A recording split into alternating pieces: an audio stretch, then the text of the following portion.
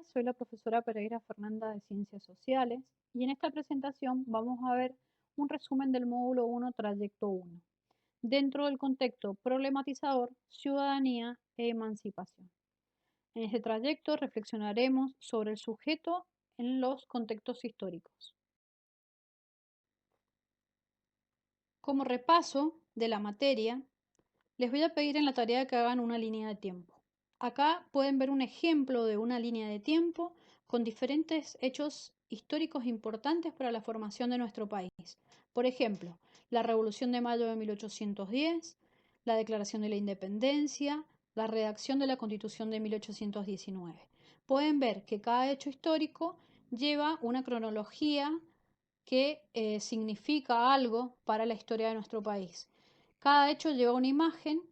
En este caso, yo en la tarea solamente les pido que pongan el hecho histórico en la fecha que corresponda, así como también aquellos tratados, pactos y algunas batallas que se libraron por las diferentes ideas y pensamientos de hombres que buscaban el mismo objetivo, que era la formación de la organización nacional de nuestro país.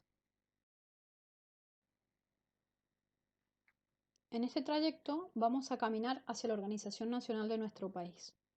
Y vamos a estudiar el primer estado, que es el liberal oligárquico, de 1880 a 1930. ¿Cuáles son las características de este estado liberal oligárquico? La primera característica más importante es la centralización del poder político, ¿sí? ¿Cómo se lograba esto? Por medio de un régimen oligárquico. ¿Qué es lo que es la oligarquía? La oligarquía es un gobierno de ricos o un gobierno de pocos.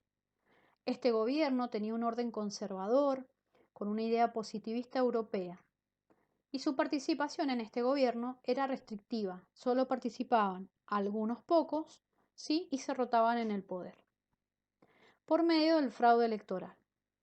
Bien, el fraude electoral se puede dar, acá vemos una imagen de un ratoncito robándose los votos, pero en realidad el fraude electoral en esta época se da por la votación de las personas muertas, no tenían documento nacional de identidad, entonces cualquier persona podía votar en cualquier lugar las veces que quisieran. Algunas personas eran obligadas a votar, ¿sí? O se les pagaba. Bien, esta persona que vemos acá en esta imagen es el general Julio Argentino Roca, presidente de nuestro país en esta época. Él era parte de esta generación del 80. Esta generación del 80 que tiene todas estas características conservadores, de participación restrictiva, ¿sí? Y de fomentar el fraude electoral. Julio Argentino Roca fue presidente de Argentina entre 1880 y 1886. Fundó el Partido Autonomista Nacional, que es el PAN, que era el único partido que participaba de las elecciones. Sancionó la Ley 1420, Ley de Educación Común, muy importante para nuestra educación. Y también participó, antes de todo esto, de la conquista del desierto, un hecho sangriento de nuestra historia argentina. La concentración del poder de un partido único, la crisis económica y la corrupción generalizada fueron parte de los conflictos sociales y políticos que desencadenaron la revolución de 1889. Esta revolución comenzó con la formación de la Unión Cívica de la Juventud a cargo de Bartolomé Mitre, en contraposición con este partido único denominado PAN. Bien, hasta este momento la democracia seguía siendo la misma de la época anterior de 1880. Solo los hombres ciudadanos podían votar, las mujeres y extranjeros no. En 1910, el PAN llevó a la presidencia por última vez a sus candidatos. La fórmula Roque Sáenz Peña y Victorino de la Plaza ganan estas elecciones, pero ante la creciente presión política que ejercían los sectores medios del Partido Radical y el éxito que tenían los anarquistas entre los obreros, el nuevo presidente Roque Sáenz Peña firmó la Ley Electoral de 1912, que establecía la obligatoriedad del voto para todos los nativos mayores de 18 años. Acá podemos ver en la imagen a Roque Sáenz Peña, ¿sí? Y cuándo fue sancionada la ley. Esta ley permitía que el sufragio fuera secreto, universal y obligatorio. ¿Cuáles fueron los cambios entonces con esta nueva ley sancionada de la reforma electoral? Un antes y un después de la ley Sáenz Peña en 1911. El fraude electoral existió desde los comienzos de las primeras presidencias argentinas, ¿sí?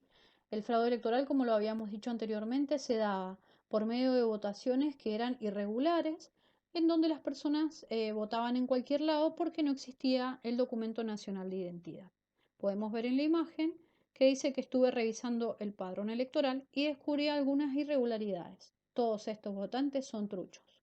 Y la persona de la mesa le dice, ¿cómo que truchos? Más respeto por los muertos. Lamentablemente, en esa época hasta los muertos votaban. Luego de la ley Sáenz Peña, el voto fue universal, secreto y obligatorio. Universal debería ser y debería abarcar a todas las personas y todos los ciudadanos argentinos, pero esto no era así. Las mujeres no podían votar.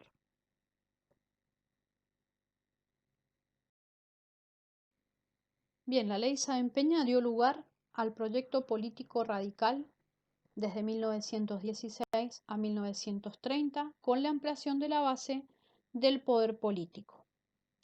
La democracia restringida dio paso a un sistema más amplio de participación, en la que tenían posibilidades de intervenir los sectores populares excluidos durante décadas en las cuestiones políticas. Como habíamos dicho anteriormente, la generación del 80 no dejaba participar a otros sectores que no fueran los de la élite, por eso era una oligarquía. Bueno, el radicalismo llega al gobierno luego de 26 años de lucha política de la mano de Hipólito Yrigoyen. ¿Qué buscaba Hipólito Yrigoyen? Buscaba hacer cumplir la Constitución Nacional de 1853 y deseaba que, por medio del voto popular, las instituciones, desprestigiadas por años de fraude y corrupción, comenzaran a funcionar bien.